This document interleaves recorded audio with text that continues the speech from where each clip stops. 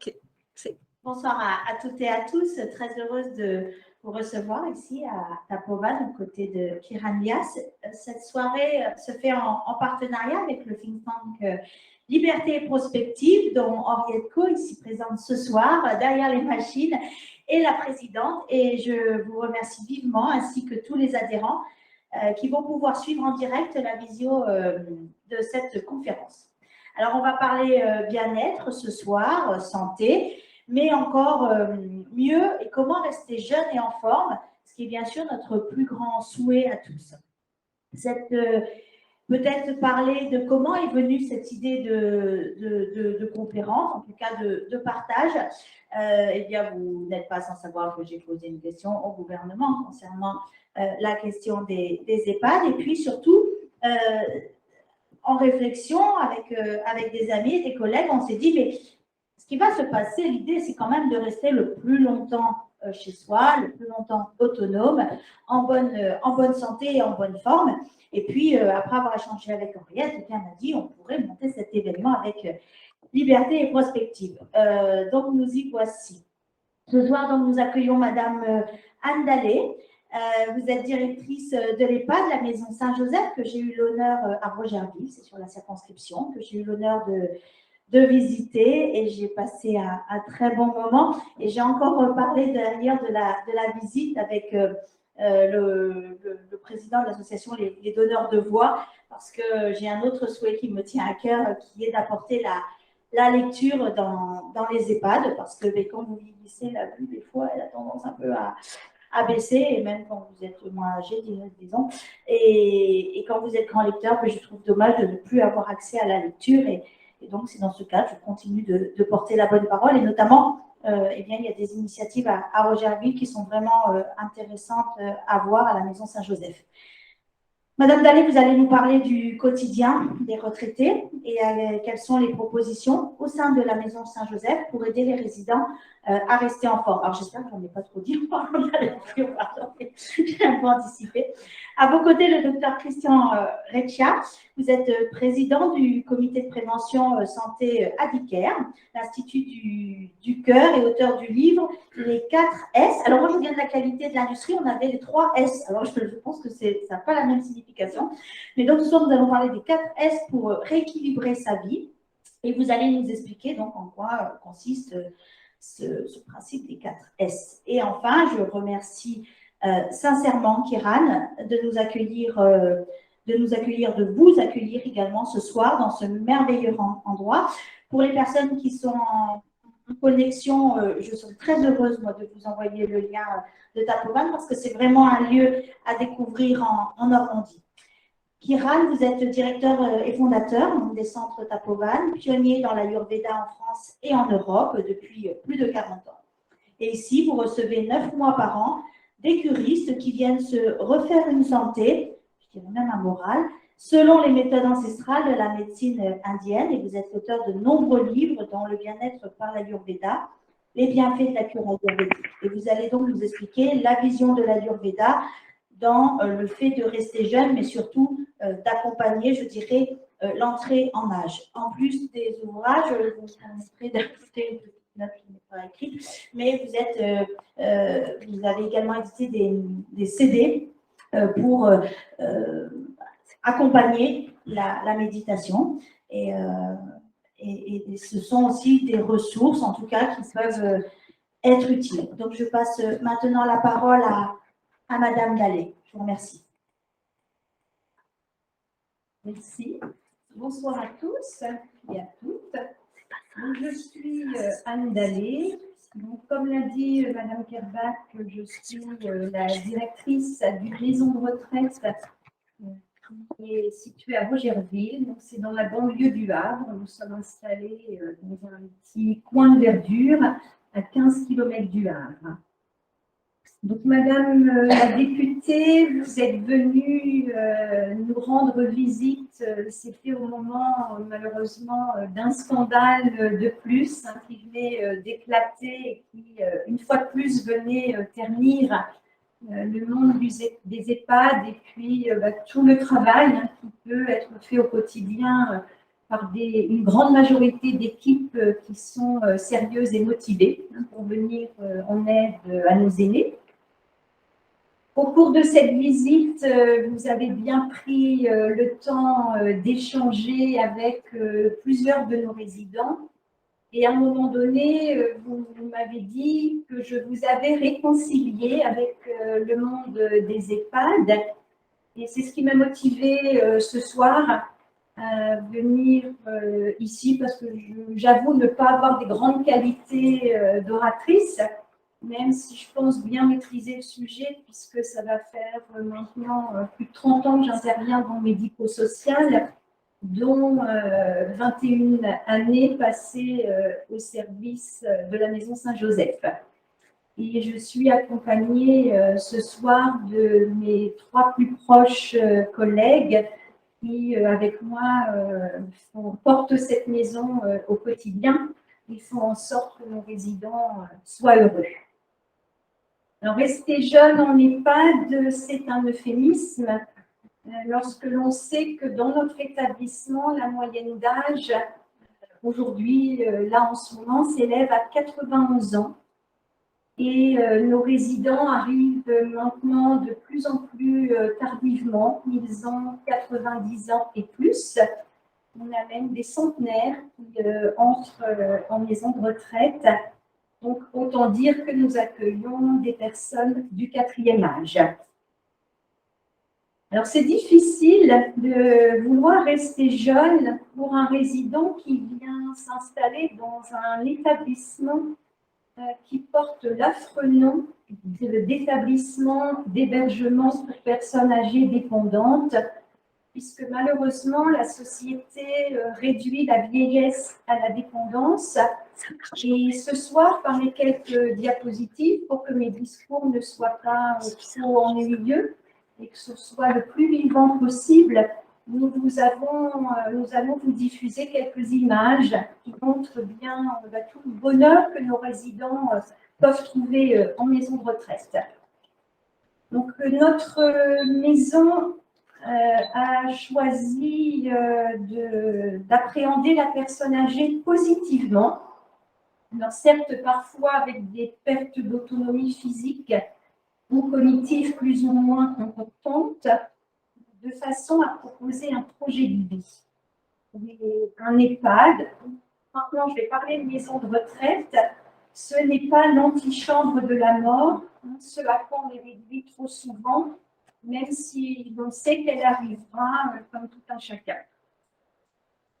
Pour nous, la jeunesse, ce n'est pas une question d'état civil ou date de naissance, parce que tout le monde le sait, il y a des vieux qui sont jeunes et on en voit tous les jours, et il y a des jeunes qui sont vieux d'esprit. Et en fait, moi j'ai retenu le poème de Samuel Ullmann qui dit que la jeunesse n'est pas une période de la vie, elle est un état d'esprit, un effet de la volonté, une qualité de l'imagination et une intensité émotive. Et ça, je peux confirmer que nous le vivons vraiment au quotidien.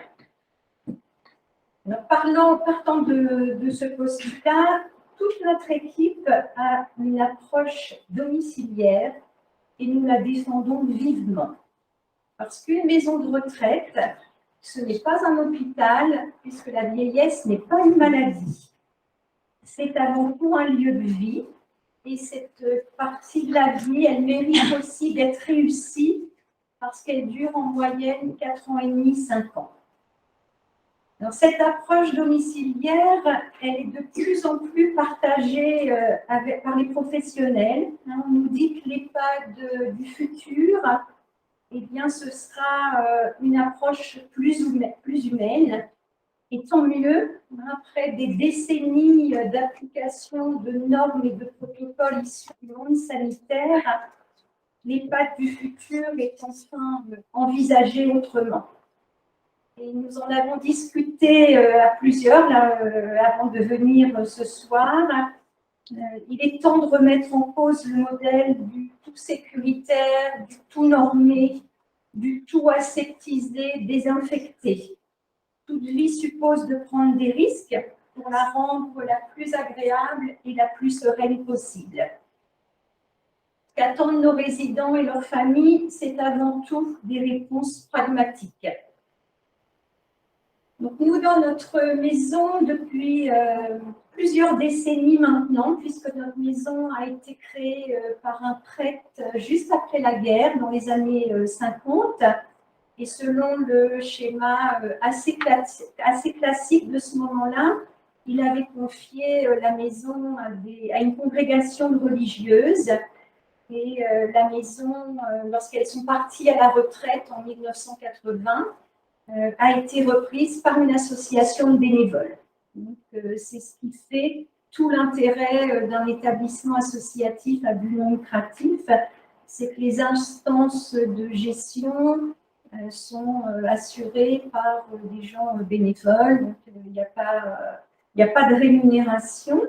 Alors moi, je dis souvent par rapport à mes collègues du secteur privé commercial, ce n'est pas forcément plus facile de travailler dans une association. Alors certes, il n'y a pas la pression financière, ce n'est pas le monde des finances. Par contre, c'est une pression humaine parce que nous devons rendre des comptes au quotidien, puisque les bénévoles sont des gens très engagés, très investis et qui passent à tout moment et qui sont très, très à l'écoute de ce qui se passe sur le terrain. Ce n'est pas forcément plus facile. Donc, notre fil conducteur, c'est le maintien de l'autonomie. Et donc, pour ce faire, notre projet, il vise à recréer un chez-soi dans lequel nos résidents se sentent bien et surtout en sécurité et protégés. Donc, à notre avis, pour bien vieillir en EHPAD, il faut être bien accueilli, bien entouré, bien manger, c'est essentiel, être bien soigné, mais aussi et surtout bien occupé, avoir des journées bien remplies avec un programme quelquefois chargé et surtout disposer de tous ses droits. Mais, donc, ils peuvent s'exprimer aussi, comme toutes les maisons de retraite, on a un conseil de la vie sociale. Voilà, donc moi je conclurai en disant que nos aînés, ils ont eu une vie familiale et professionnelle riche d'expérience et de responsabilité. Et c'est pourquoi la vie institutionnelle et collective doit leur permettre de rester des individus libres et uniques jusqu'au bout de la vie. Je pense que les EHPAD, malgré tout ce qu'on entend, ont leur place dans la société parce qu'on est un maillon incontournable du parcours de santé de la personne et ce n'est pas toujours possible pour les familles d'aider leurs parents à domicile. Voilà, je reste à votre disposition. Merci de votre attention. Excusez-moi d'avoir été un petit peu longue, il y a beaucoup de choses à dire. Merci.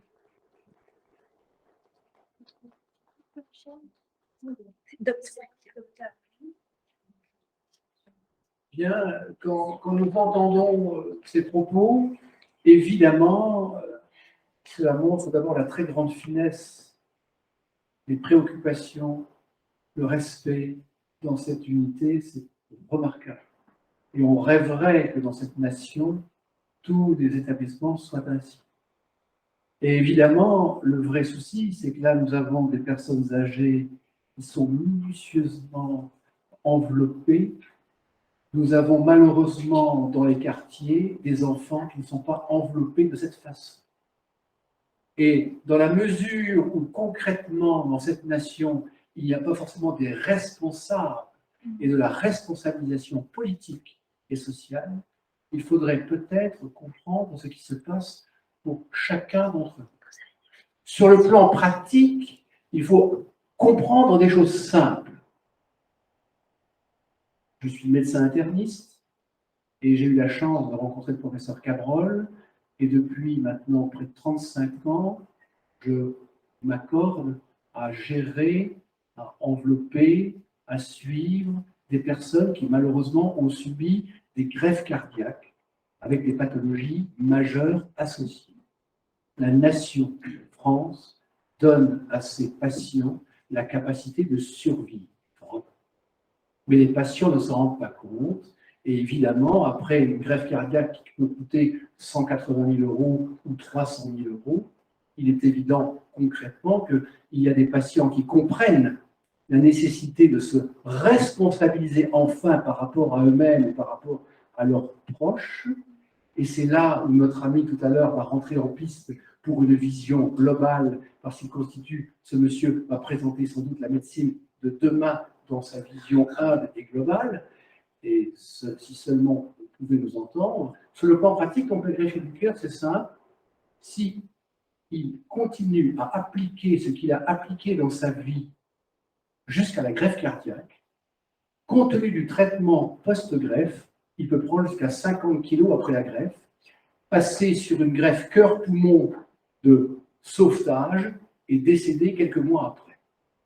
Si en revanche, le greffé est enveloppé d'une façon cohérente, avec un système médical tel que je l'ai connu dans les années 70-80, quand j'étais jeune médecin, avec le très grand professeur Alain Arcan, eh bien, président de l'Académie de médecine dans les années 90, eh bien, nous avions à l'époque des médecins généralistes clés de voûte du système de santé.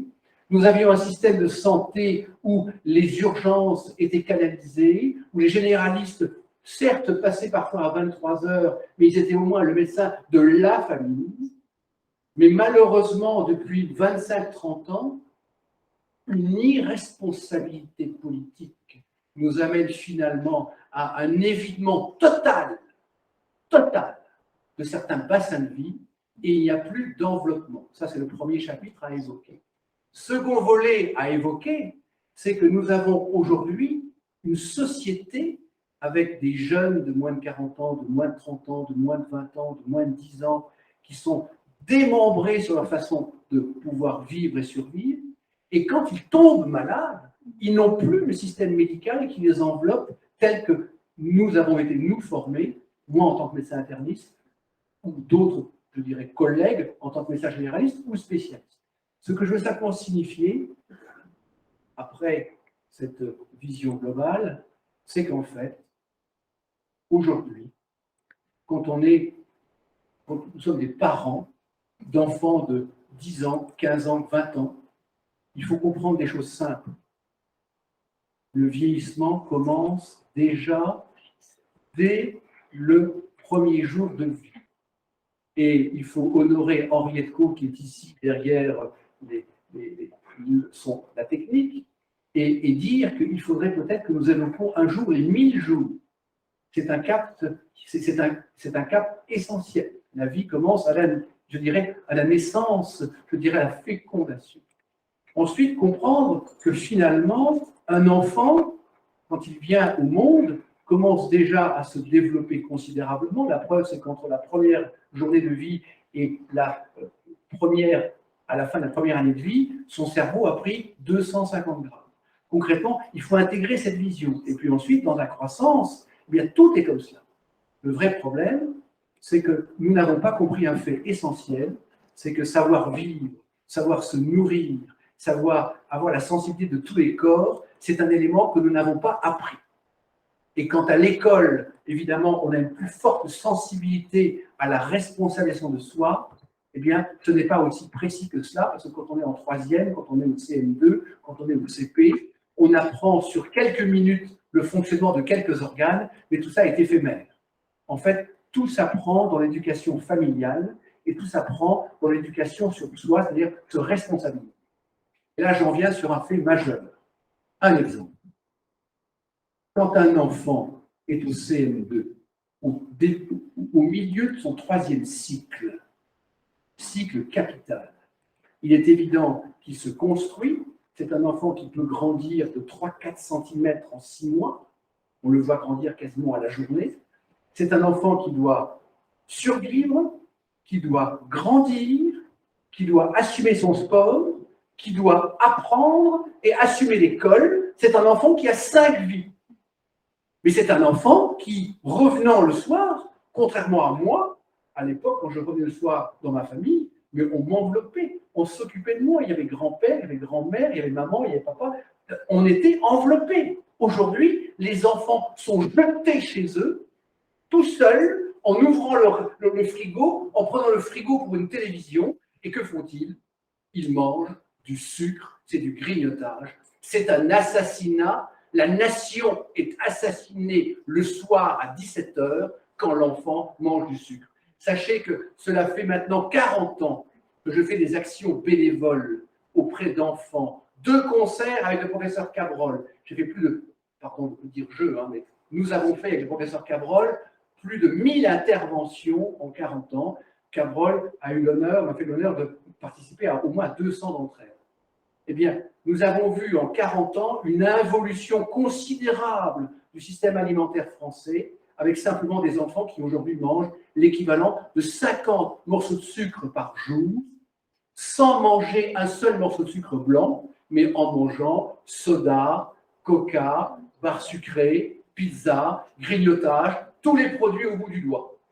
Et pire encore, comme nous avons des lois qui passent, parce que les politiques ont toujours le sens de la vertu, dire on va simplifier, et en fait, le vrai problème, c'est que c'est parti toujours d'un bon sentiment. C'est très bien, mais il faut que les personnes, les citoyens, comprennent ce que l'on veut faire. Et je vous donne un exemple simple. Je suis ingénieur agro et enseignant à Centrale Paris et à Normal Sud. Et sur le plan pratique, quand on met en place des lois qui, en restauration scolaire, empêchent l'enfant de manger des produits labels pour des raisons de normalisation et de normes, eh bien, les agriculteurs qui, durant les 40 dernières années, ont organisé des crédits, ont remboursé leurs crédits, ont travaillé 17 heures par jour, à gagner 500 € par mois pour pouvoir asseoir la vertu et le culturel de l'agriculture française, tout ça disparaît à l'école et nous mangeons à l'école plus de fromage, sinon des fromages de fonte, et plus du tout de produits vertueux, ce sont des produits au premier prix. C'est une vision anglo-saxonne, c'est la mort de la culture française.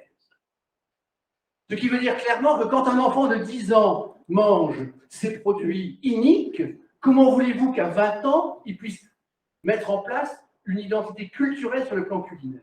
Ça, c'est très important d'intégrer ça. Alors, ensuite, l'enfant de CM2, eh bien, l'enfant de CM2, il a 18 ans.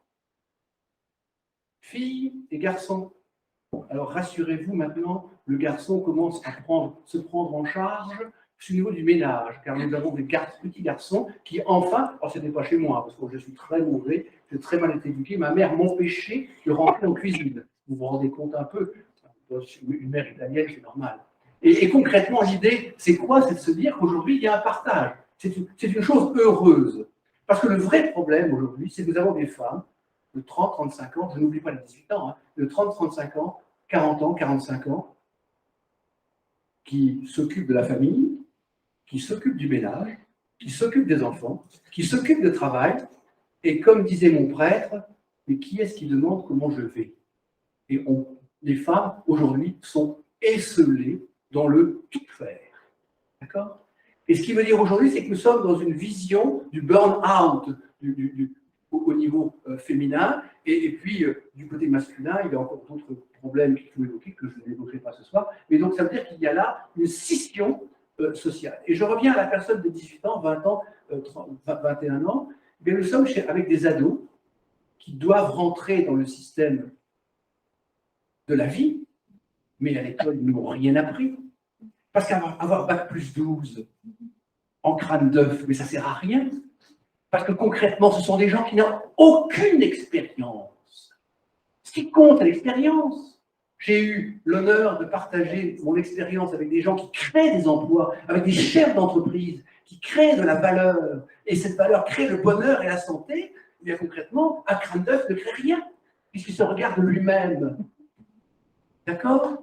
Donc, ce qu'il faut intégrer sur le plan pratique, c'est que j'ai beaucoup plus d'estime pour un enfant qui apprend le métier de boulanger, de menuisier, de boucher, de chaudronnier, ces tissus, ces métiers dans le lin de votre région, ce métier du textile que nous avions en France, ces métiers de la faïence, de la porcelaine. Bon, ne rêvons pas, ce sont des métiers dits du passé. Mais aujourd'hui, il faut redonner à l'enfant la capacité de l'œuvre manuelle, de la culture, de l'identité culturelle locale, régionale. Et ça, c'est un élément très important. Et ça, c'est le passage de 17-18 ans. Il faut qu'il capte cette vision. Donc, ce n'est pas la peine qu'il ait bac plus 12 s'il a un métier et dès lors qu'il a une sensibilité à l'environnement, une sensibilité à son entourage, ben cet enfant-là, ce futur adulte-là, réussira dans tous les cas. Il aura peut-être 6-7 métiers avant ses 80 ans. Et là, ça va donner une vision concrète. Ensuite, la retraite. Mais non, mais arrêtez de parler de retraite, c'est un mot totalement dépassé. Hein, Alain Ray, le dictionnaire historique de la langue française d'Alain Ray, est un remarquable dictionnaire qui explique que la retraite, ben, ça ne sert à rien. Sinon, c'est un passage où il faut œuvrer pour d'autres choses. Donc, le problème politique de la retraite est un problème inique. Mais là où vous devez comprendre un point capital et où monsieur va rentrer sur le phénomène majeur de la soirée, c'est qu'en fait, techniquement, nous sommes en vie à 20 ans, nous avons un organisme fabuleux, de l'espoir, on a la vie devant soi, mais le problème, c'est que cette femme ou cet homme de 18, 20, 21 ans, 22 ans n'a pas compris ce qu'était la glissade, imperceptible, ou petit à petit, par petits centimètres tous les 6 mois, on glisse, et on se retrouve 20 ans plus tard, au fond, avec une première pathologie. Mais qu'est-ce qui s'est passé? C'est qu'on n'a pas responsabilisé. On n'a pas dit à ses enfants, eh bien oui, c'est comme ça qu'on se nourrit. La sphère alimentaire, c'est important. Il y a le jardinage, il y a savoir cuisiner, il y a savoir acheter au meilleur prix, il y a savoir partager dans la variété, il y a savoir partager avec les autres, le partage avec les autres, la communauté du repas que la France a définie et qu'il faut mettre à l'UNESCO, qui y est peut-être, si vous voulez. Et puis, éviter ces repas à l'anglo-saxonne où on mange individuellement, chacun dans sa pièce, des fois qu'on risque de se rencontrer. Sur le plan pratique, cette glissade, elle est imperceptible et elle est issue de notre propre culture.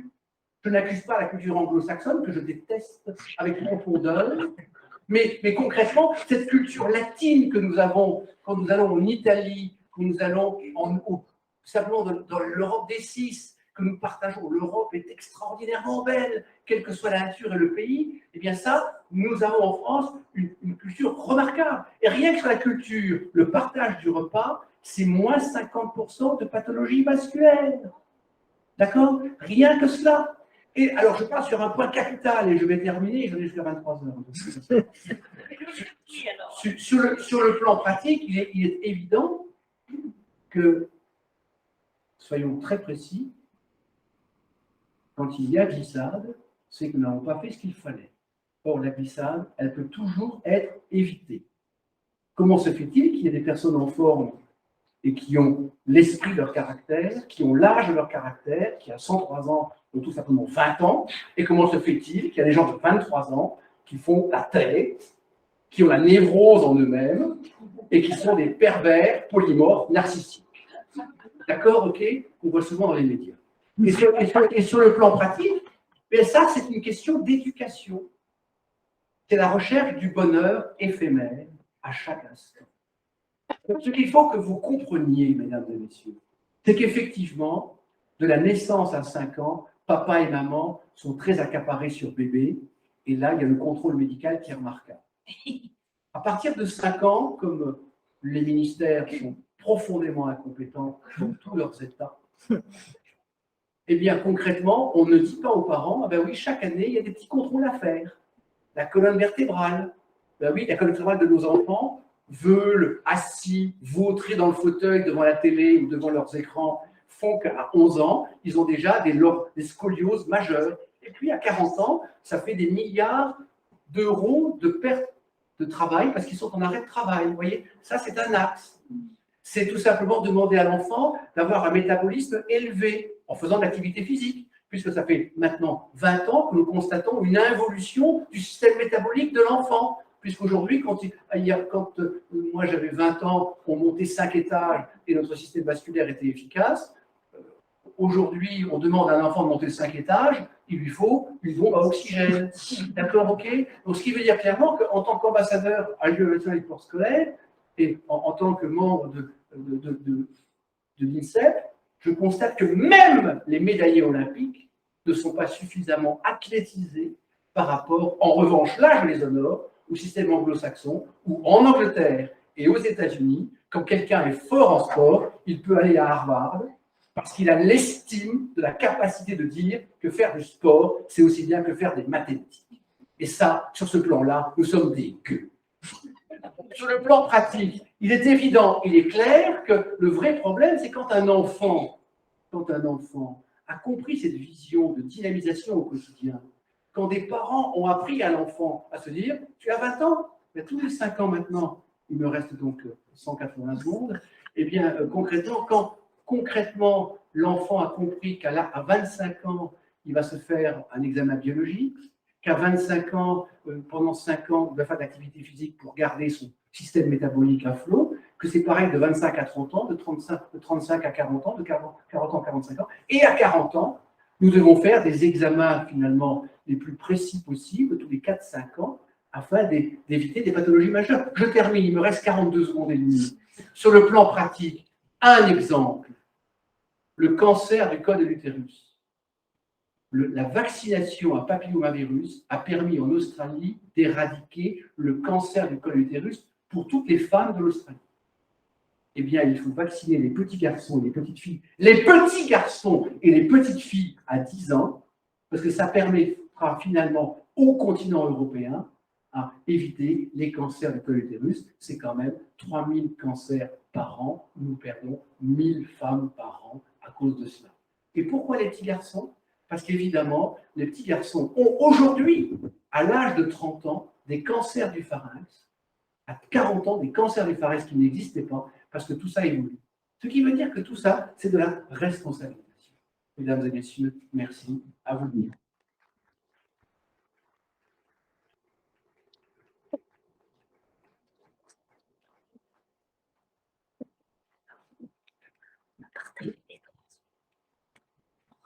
Bonjour, bonjour à toutes et à tous. Madame Carvalho, la députée de la région, Madame responsable d'EHPAD, le chef docteur, la connaissance que vous avez et avec l'humour et l'authenticité que vous avez présentée, ça nous rend heureux et jeune instantanément. Parce que savoir rire, savoir avoir l'esprit léger, c'est la première des choses selon la médecine indienne, l'Ayurveda, le grand secret. C'est-à-dire, savoir renaître à chaque instant, c'est le secret de la jeunesse.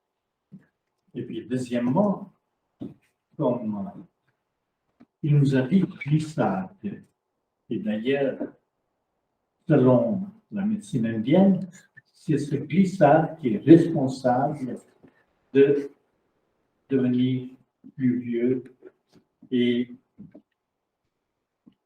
c'est cela qui est important, de comment ne pas glisser. Alors, l'Ayurveda nous conseille tout d'abord toute une préparation dès la naissance. Non, j'ai dit, pas vrai. C'est dès la période de la conception. Non, ce n'est pas vrai non plus. En réalité, il faut commencer presque minimum 3 mois ou même 1 an avant la naissance de préparer le terrain pour avoir une bonne santé qui pourrait nous donner un vieillissement, entre guillemets, qui n'est pas un vieillissement, mais une bonne santé tout le long de notre vie.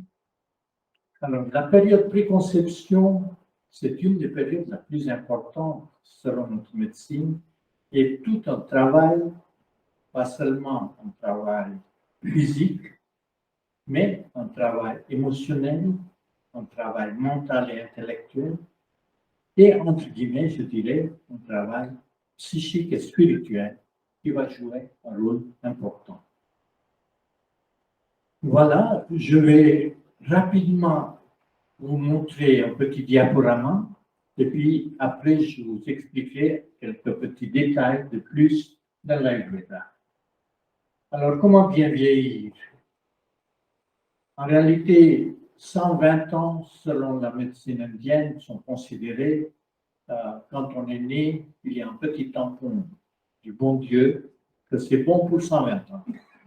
Mais, comme toute personne de toutes sortes d'assurances, il y a des petites lettres écrites que vous ne devez pas rester éveillé tant de nuit, vous ne devez pas boire tant d'alcool, vous ne devez pas prendre telle drogue, ou vous ne devez pas faire telle ou telle chose.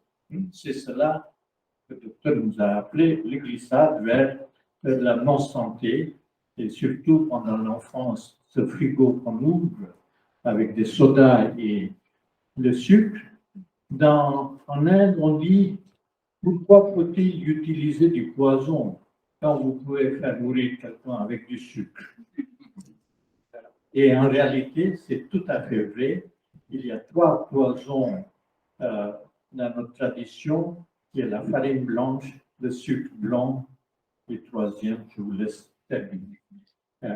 Alors, on va continuer. Nous, en Inde, qui est une civilisation très ancienne, parmi toutes les anciennes civilisations, comme la Chine, comme l'Égypte avec des pharaons et des pyramides et tout ça, et la civilisation de Babylone, l'Inde a encore retenu ses connaissances de temps anciens et aussi cette connaissance avec la langue qui est sanscrite, avec la médecine qui est ancienne, où l'importance est donnée à l'individu, l'importance est donnée à son épanouissement et qui est basée pas seulement sur son corps physique, mais on considère qu'il y a 5 corps ou 5 enveloppes, dont l'extérieur, c'est l'enveloppe physique, le corps physique.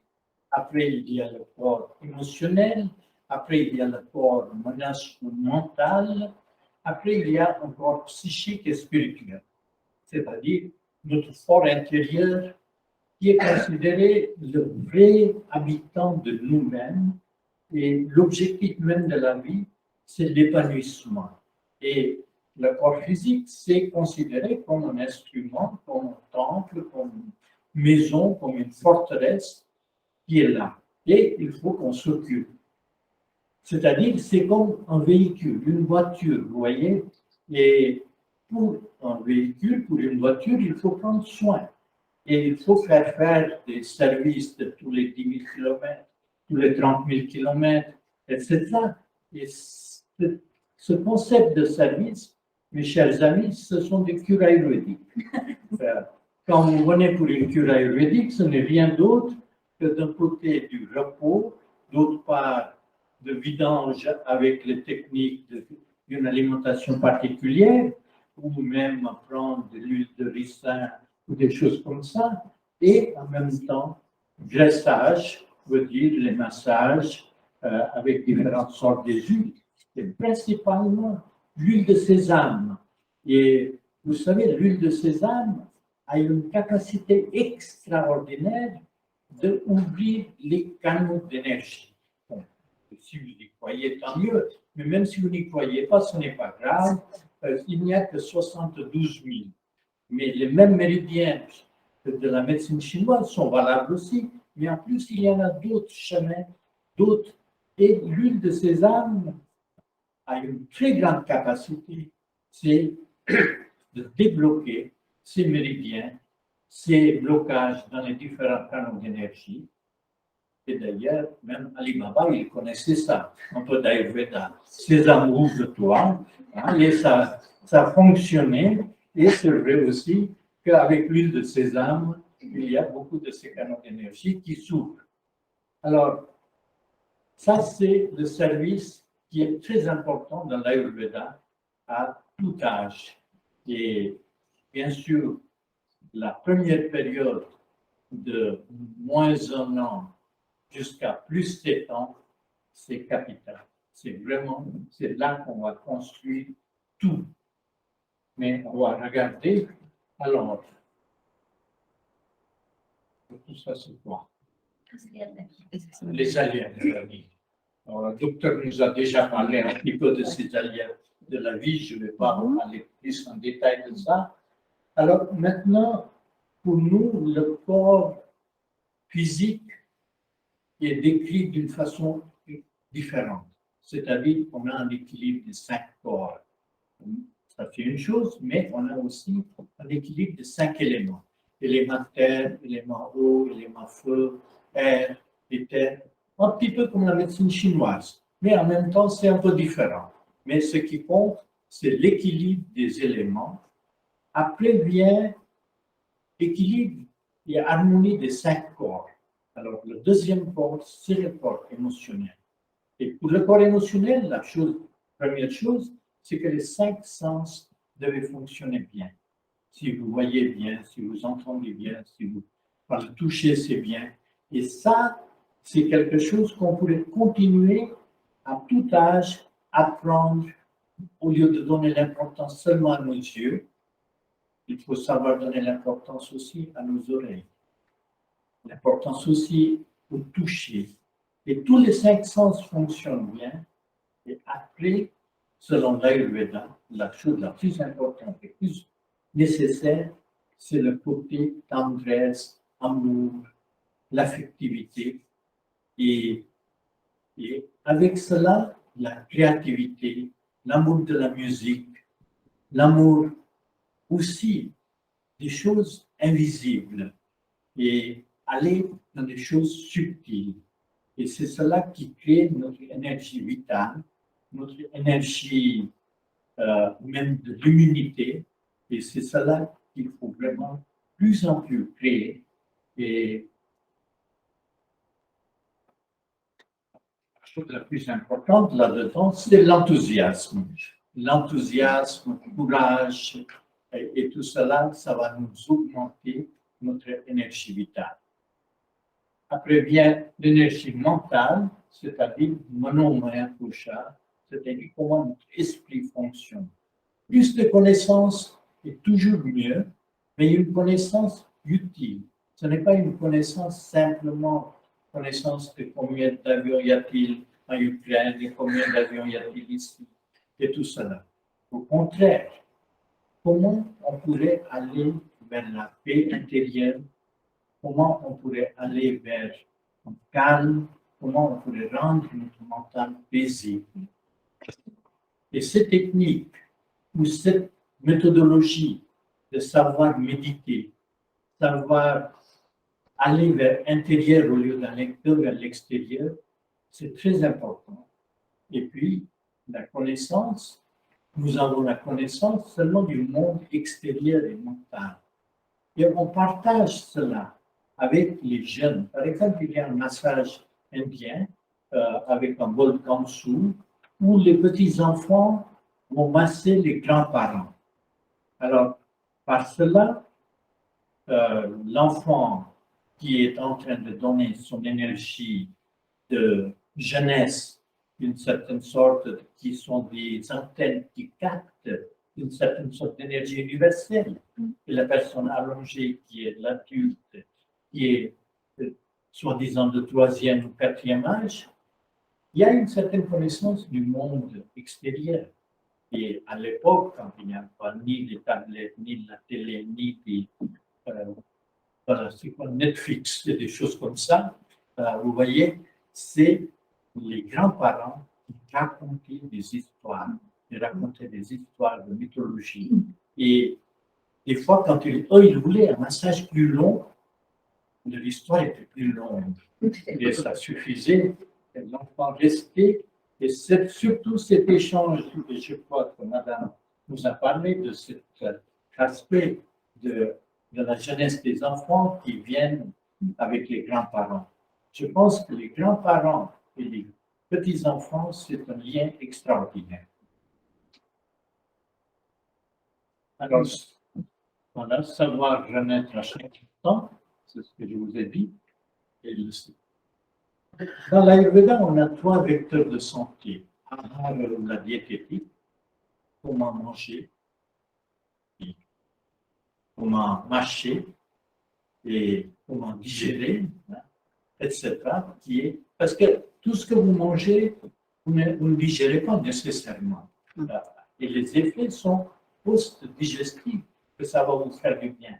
Il y a des gens qui vont aller dans les magasins et vont regarder ceci est bon, ceci est bon. Mais non, quelle est votre capacité de gestion? Dans l'Ayurveda, on va parler de 13 feux. Donc, le feu digestif, c'est un des feux les plus importants. Maintenant, dans l'alimentation, ce qui est important aussi, c'est des couleurs des plats. Et plus c'est coloré, plus c'est vert et des choses comme ça va vous donner automatiquement des aliments nécessaires. Deuxièmement, on ne va pas simplement calculer les calories et des protéines et des choses comme ça. On va voir si c'est une nourriture qui nous donne la légèreté, qui nous donne une certaine sorte de pureté, une certaine sorte de lumière, ou bien c'est une nourriture qui nous donne une certaine vitalité, la force. Et puis il y en a d'autres sortes de nourriture qui sont peut-être certainement bien, potentiellement ça va nous donner de l'énergie, mais quand même ça nous donne très souvent de la lourdeur. On se sent fatigué après un repas comme ça, on se sent un peu somnolent. Alors tout cela, il faut faire attention et aller vers quelque chose et manger selon les 6 goûts, c'est-à-dire équilibre simplement des 6 sortes de goûts dont ce qui est à droite, on a très souvent négligé, c'est le goût piquant, amer et astringent. Et ça donne la santé. Par exemple, curcuma qui est astringent, qui est aussi, selon le docteur David Schreber, très bien contre le cancer et d'autres choses. Voilà, curcuma. Alors, l'alimentation, c'est le premier vecteur de santé. Deuxième vecteur de santé, c'est comment vivre la vie.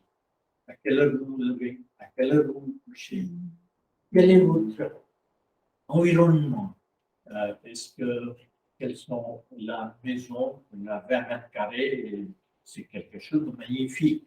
Alors qu'on est très souvent habitué à être, selon mon ami qui vient de décéder, docteur Pierre Rabhi, qui a dit que voilà, on travaille dans une boîte, on s'amuse dans une boîte, voilà, et finalement on termine dans une boîte. Mais la culture actuelle, c'est une culture de boîte, vous voyez. On commence à sortir de cette boîte qui sera très important. Alors, l'exercice physique, que ce soit l'Orient, que ce soit l'Occident, que ce soit l'Est, l'Ouest, quel que soit votre camp, quel que soit votre parti politique, Mme Terba, l'exercice joue un rôle important. Et parmi les exercices, nous considérons que le yoga, et ce sont des exercices qui ont été créés il y a 5000 ans, et il y a la respiration, qui est la chose la plus importante, parce que par la respiration, par la narine gauche et la narine droite, il y a 2 sortes de, comment dirais-je, énergie solaire quand vous respirez par la narine droite, énergie lunaire quand vous respirez par la narine gauche, et ça nous aide à différents méridiens, différentes sortes d'énergie qu'on pourrait créer. Même, par exemple, si vous êtes très déprimé, essayez de respirer un peu plus avec la narine droite, et vous allez voir que ça va vous aider tout de suite. Ou si vous êtes fatigué, vous avez envie de dormir, respirez par la narine gauche, et vous allez voir que ça va vous aider. Mais bon, je ne vais pas vous faire une leçon de l'Ayurveda là, mais l'Ayurveda donne l'importance aussi à l'athlétisme. Jeter, courir, sauter. Et c'est là que je reviens avec les paroles de notre cher ami docteur, que si vous n'êtes pas capable de sauter à l'âge de 7 ans ou 10 ans, soyez rassurés, jamais dans votre vie vous sauterez cette étape-là. Alors, même quand les jeunes garçons et des filles qui disent « Ah, je ne peux pas », alors quand il faut savoir dire que ça signifie que dans toute ta vie, tu ne seras jamais capable de sauter ce niveau-là. Après, l'importance des massages dans l'Ayurveda, c'est quelque chose d'extraordinaire. Toucher. D'ailleurs, il y a eu des livres, même le toucher pendant la petite enfance, un massage de bébé, comment ça développe le cerveau. quelque chose d'exceptionnel. Mais même étant adulte, vous voyez tous ces massages. D'abord, ça, c'est le Abhyanga, massage général du corps. En dessous, je vous ai expliqué l'échange de grand-mère ou grand-père, les petits-enfants. Puis, après, il y a des massages avec du pitchouli, c'est avec 20 litres de l'huile. Chashti Chalipin, le Suède, fait un massage avec du violet. Puis, il y a différentes sortes de massages comme ça. Et Shirodhara qui est fait avec un filet d'huile qui tombe sur le front. Et surtout, ça, c'est utilisé pour les petits-enfants qui sont un peu handicapés physiquement ou mentalement, ou pour les grands problèmes de santé comme paraplégie ou des choses comme ça. Et surtout, ça avec un petit peu, avec un travail sur le plan pituitaire et l'hypophyse, tout le processus de vieillissement. Ça, c'est à découvrir. Certains médecins se sont intéressés, mais ils m'ont dit qu'ils n'ont pas ni le temps, il n'y a pas de laboratoire qui fournisse l'argent pour des recherches. La cure ayurvédique signifie détox. Alors, chaque fois, vous savez, quand je parle de détox, les gens sont un peu surpris. Mais regardez votre propre maison, votre propre appartement, même votre propre voiture, vous savez, ça prend de poussière, ça prend des choses, et il y a une nécessité de nettoyer. Même votre propre corps, si on ne prend pas de douche pendant un mois, bon, ça ne sera pas tout à fait vivable. Et encore, vous voyez, pour l'alimentation et pour l'élimination, même en français, comment allez-vous? Qu'est-ce que cela signifie? Si vous êtes allé bien, c'est-à-dire si vous avez bien éliminé les sels. Ça, c'était la question fondamentale. Et il faut éliminer les sels, éliminer les urines, éliminer la transpiration, la sueur. Alors, les éliminations, c'est le premier détox. Et on va augmenter ce processus de détox. D'ailleurs, une fois, j'étais invité dans un Québec pour une conférence pour les esthéticiennes à Palais de Congrès. Il y avait 2000 esthéticiennes du monde tout entier qui étaient là. Et c'était une question, comment devenir plus belle, plus jeune grâce à l'Ayurveda. Et il y avait aussi tous les sortes de stands où on disait que voilà, vous utilisez telle crème, vous mettez un petit peu, il y avait des modèles de 16 à 25 ans, et les dames de 50, 70 ans qui regardaient, ah, elle est devenue toute belle avec cette crème-là. Et puis quand elle va acheter, on dit, non, madame, ça ne coûte que 90 €. Mais pour vous, ça sera mieux avec ce produit à 160, 200 €. Et puis elle calcule, madame, et puis d'accord, voilà, allez-y, donnez-moi. Alors, avec toutes sortes de stands comme ça, quand je suis arrivé à table de conférence, je ne sais pas pourquoi, mais mes premières phrases qui sont sorties de ma bouche, c'était, selon l'Ayurveda, si vous êtes constipé, vous allez avoir une beauté constipée. Aucune des crèmes fonctionnera si vous êtes constipé. Alors, le premier travail à faire, c'est de ne pas être constipé. Alors voilà, on va continuer, s'il te plaît. Alors, il y a un concept qui est bon pour nous tous, c'est-à-dire je sais ce qui est bon pour moi et je ne le fais pas.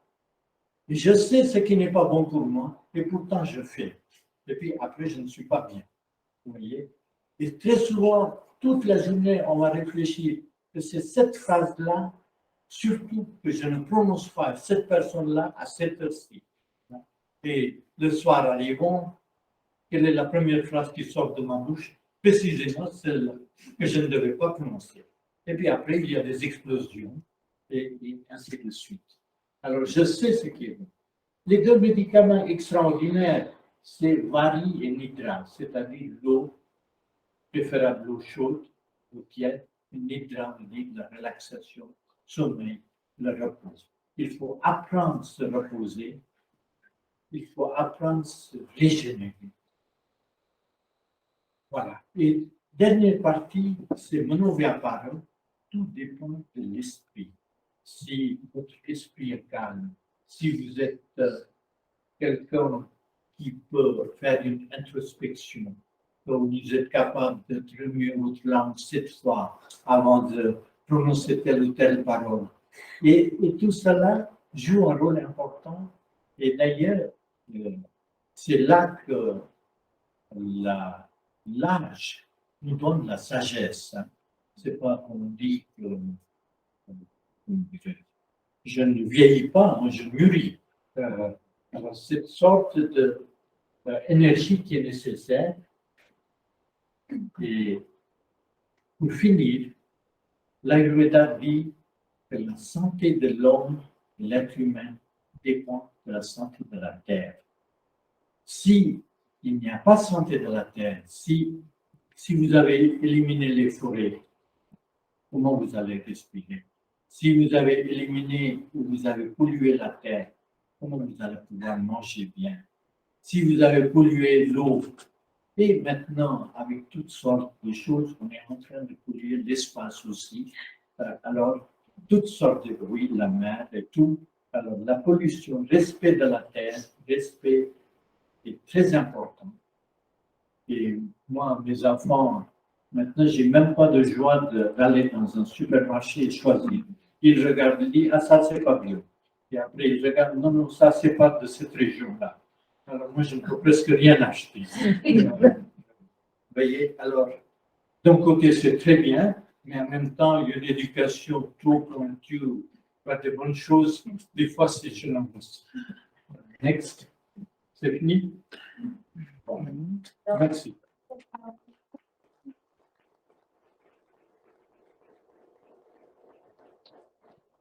Si je puis me permettre 90 mots pour préciser que ce que vient de dire votre ami est tout à fait vérifiable sur le plan scientifique. Nous ne nous connaissons pas, nous ne nous sommes jamais rencontrés. Et dans les travaux que nous avons menés, quand j'enseignais à Centrale Paris et à Normal Sud, eh bien, c'était de démontrer, par exemple, que lorsque vous mangez du bon gras, les neurones, ainsi que les lymphocytes, qui sont les généraux de corps d'armée qui défendent votre immunité et votre structure, eh bien, concrètement, c'est dans mes travaux de thèse de sciences et thèse de médecine, on pouvait démontrer que la qualité des gras définissait la qualité du fonctionnement de ces neurones. Ainsi, je vous donne un exemple, c'est ce que disait monsieur, c'est qu'en fait, lorsque vous mangez un gras de mauvaise qualité, tel qu'une margarine de mauvaise qualité, eh bien, les neurones sont préparés par cette margarine, et c'est comme si les neurones qui ont besoin de fenêtres transparentes afin de communiquer l'un avec l'autre ne puissent pas communiquer. Et ce qui se passe quand tout d'un coup, la personne qui est propriétaire de ces neurones consomme de l'huile d'olive, de l'huile de soja ou des huiles de poisson, les neurones sont remplacés par un gras plus fluide, par un gras qui permet d'être plus transparent. Et même si vous commencez à manger correctement à l'âge de 80 ans, à 80 ans et 8 mois, vos neurones seront réparés. Le message que je veux vous passer ce soir, c'est qu'en fait, n'attendez pas de vous dire « Oh ben, de toute façon, c'est trop tard, j'ai 65 ans », ce qui est vrai, ben, concrètement, à 65 ans, peu importe. L'idée, c'est de se dire « Il est trop tard ». Ben non, à 65 ans, nous pouvons nous réparer. Et quand à un enfant de 7 ans, il lui faut 7 semaines pour se réparer avec le bon gras, c'est sûr qu'à 70 ans, il faudra quelques semaines de plus. Mais nous nous réparons. Deuxième facteur essentiel, l'eau.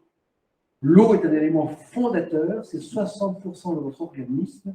Donc pensez à la qualité de l'eau que vous buvez. C'est aussi important que de penser à la qualité de ce que vous mangez. Troisième élément que je retiens, il y en a une dizaine d'autres que j'ai comptés, j'en vous montre 3, puisque je viens de dépasser de 45 minutes que j'avais dit. Eh bien, l'idée, c'est de se dire, c'est qu'en fait, quand vous mangez des fruits rouges, quand vous mangez des fruits noirs, quand vous mangez des bons œufs, vous aurez pu manger les bons légumes, eh bien, concrètement, nous avons de la zéaxanthine, de la proanthocyanidine, nous avons des antioxydants qui empêchent ces cellules nerveuses et ces lymphocytes de se désagréger. Ce qui veut dire qu'en mangeant finalement quotidiennement des repas légers, mais colorés, avec des produits, légumes et fruits à peine cuits, fondants, craquants, ce sont des produits qui gardent 99% de la qualité nutritionnelle. Ça, c'est un élément fondateur. Et donc, je voulais ça pour vous dire que désormais, vous avez peut-être là 5000 ans d'expérience, mais cela ne fait que petites 20 ans que l'on a les démonstrations, ce que vient de dire monsieur, et nous ne connaissons pas. Respect. Est-ce